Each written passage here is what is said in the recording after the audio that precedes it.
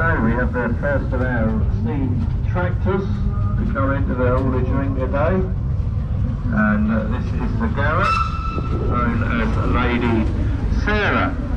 So the steam tractor is not an agricultural machine, it's a light haulage engine, so we've already seen the road locomotives running around, and the steam tractor is like the smaller counterpart of the road locomotive, so still fitted with body tanks and all the other bits and pieces, but just on a slightly smaller scale.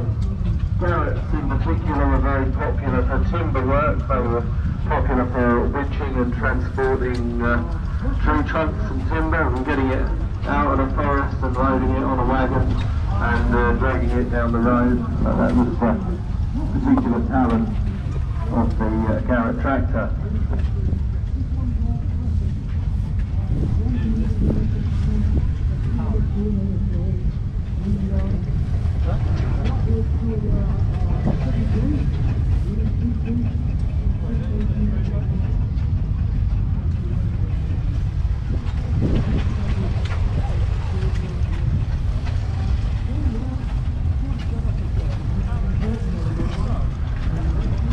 Followed by the Welland,